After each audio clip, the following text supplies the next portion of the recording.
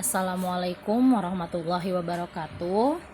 Kembali bertemu dengan saya Miss Nurida dalam pelajaran seni budaya kelas 7. Pada hari ini kita akan mempelajari materi tentang seni rupa bagian kedua, yaitu menerapkan ragam hias. Sebelum memulai, ada baiknya kita membaca doa bersama-sama. Berdoa dimulai. Bismillahirrahmanirrahim. Rabbi zidni ilma warzuqni fahma. Rabbi shrah li sadri wa yassir li amri wahlul 'uqdatam min lisani yafqahu qawli. Birahmatika ya arhamar rahimin. Amin. Selesai dalam bab seni rupa bagian 2. Materi menerapkan ragam hias di sini memiliki kompetensi dasar, yaitu siswa diharapkan mampu mengetahui bentuk-bentuk karya seni rupa.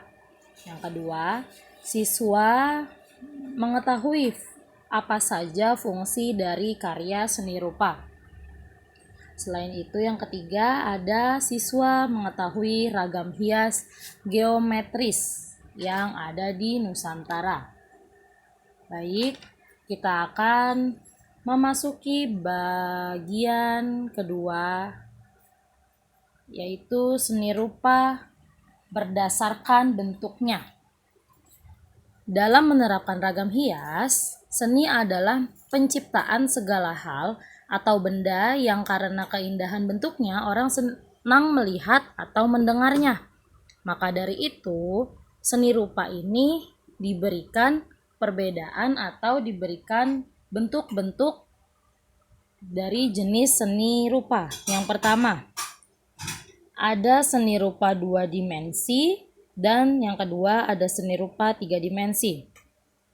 Seni rupa 2 dimensi adalah karya yang memiliki dimensi panjang dan lebar, hanya bisa dinikmati satu arah. Maksudnya hanya bisa dinikmati oleh kita, ya, si penikmat seni dari arah depan kah, hanya dari arah depan saja atau satu arah. Contohnya seni lukisan hasilnya hanya bisa dilihat dari depan. Lalu seni grafis, dan yang ketiga seni relief. Ada lagi bentuk seni rupa 3 dimensi, yaitu karya yang memiliki dimensi panjang, lebar, dan tinggi, atau bisa dibilang seni ini memiliki volume dan ruang. Contohnya ada seni patung, di mana kita bisa melihat hasilnya dari arah depan, samping kanan, kiri, maupun belakang. Ada seni kriya, kerajinan tangan, dan juga ada seni keramik, ada lagi seni arsitektur, bangunan-bangunan. Kita bisa melihat hasil dari seni 3 dimensi dari segala arah. Selanjutnya ada seni rupa berdasarkan kegunaan. Dibagi menjadi 2 macam. Seni rupa berdasarkan kegunaan yang pertama adalah seni kriya atau terapan atau applied art. Seni kriya ini diciptakan untuk kebutuhan praktis. Biasanya disebut seni praktis karena bisa digunakan oleh orang yang memilikinya. Lebih mengutamakan faktor kegunaan. Kenapa? Karena di sini kegunaan dari seni kriya atau terapan adalah kita penikmat seni mampu menggunakannya, bisa digunakan atau dimanfaatkan untuk kegiatan sehari-hari. Yang selanjutnya, seni rupa terapan ini biasanya memperhitungkan seni fungsi, yaitu di mana benda seni rupa terapan dapat digunakan dalam kegiatan atau bisa digunakan dalam kegiatan sehari-hari. Misalnya seni rupa kerajinan tangan dari tanah liat, misalnya ada cobek. Di sini biasanya yang menggunakan cobek dari tanah liat ada misalnya tukang tahu gejrot, atau misalnya di rumah ada dari batu, seni cobek dari batu bisa digunakan di rumah untuk mengulap. Lalu untuk seni terapan yang lain misalnya batik. Batik biasanya digunakan untuk pakaian, merupakan fungsi pakai. Maksud dari seni fungsi adalah itu. Jadi bisa digunakan sebagai alat bantu atau pakaian, bisa jadi alat bantu untuk mempermudah pekerjaan. Selanjutnya ada seni murni atau indah, pure art. Kegunaan yang kedua ini biasanya memenuhi kebutuhan artistik atau keindahan saja. Biasanya hanya bisa dilihat, jadi lebih pada pemuasan si penyuka seni. Misalnya hanya seni lukis hanya bisa dilihat, tapi walaupun hanya bisa dilihat, orang tersebut gunanya adalah sebagai hiasan ruangan. Walaupun hanya bisa dilihat tapi dapat memperindah ruangan, seperti itu. Selanjutnya ada fungsi seni rupa. Fungsi seni rupa yaitu ada sebagai fungsi individual, yaitu ditunjuk untuk kepentingan diri sendiri, di mana fungsi individual ini dibagi lagi menjadi dua, yaitu ada fungsi fisik, ada fungsi psikis. Dalam unsur psikis itu berhubungan dengan emosi, maka fungsi individual ini yang berhubungan dengan psikis biasanya dipenuhi melalui seni murni, baik seniman ataupun pengamat atau konsumennya, misalnya lukisan, patung, film. Kalau untuk fungsi fisik itu biasanya berhubungan dengan busana, perabot rumah, transportasi, dan sebagainya. Yang kedua ada fungsi sosial, di mana seni rupa ini dapat dinikmati dan dimanfaatkan bagi kepentingan orang banyak dalam waktu yang bersamaan. Biasanya bidang-bidang yang menggunakan seni sebagai fungsi sosial adalah ada fungsi rekreasi, ada komunikasi, ada edukasi, dan pendidikan juga keagamaan. Selanjutnya ada ragam hias geometris.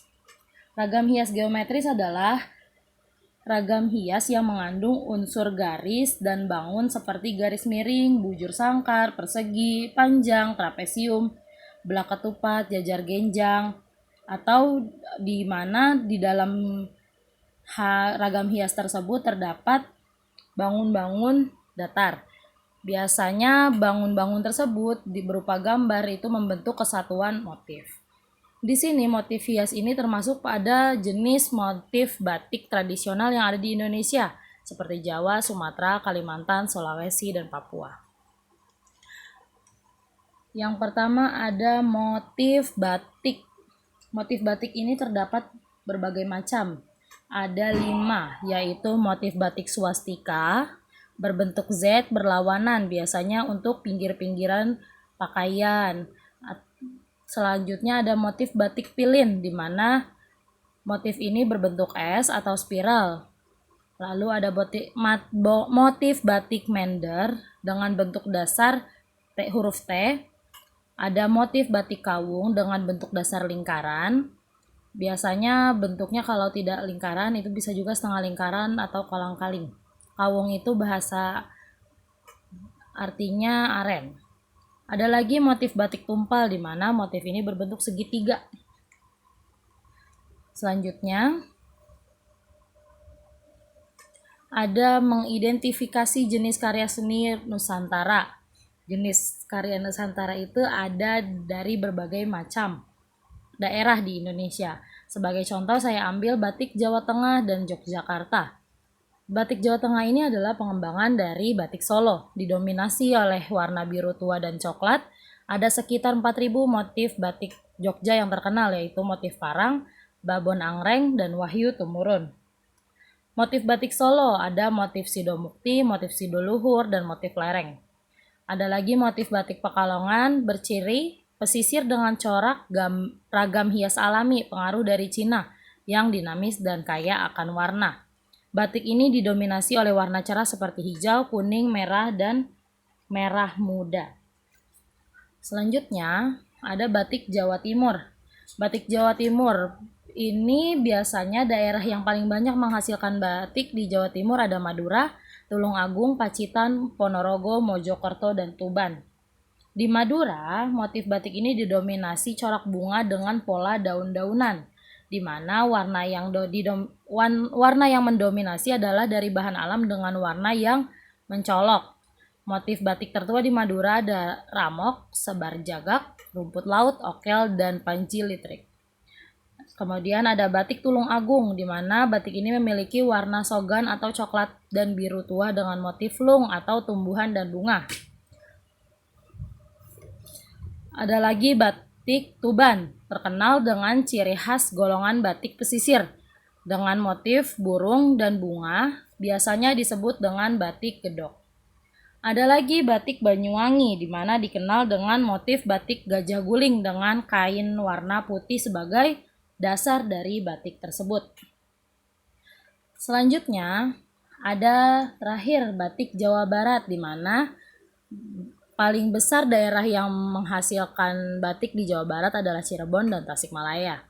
Batik Cirebon bermotif megamendung yang kaya akan warna seperti coklat, ungu, biru, hijau, merah, dan hitam.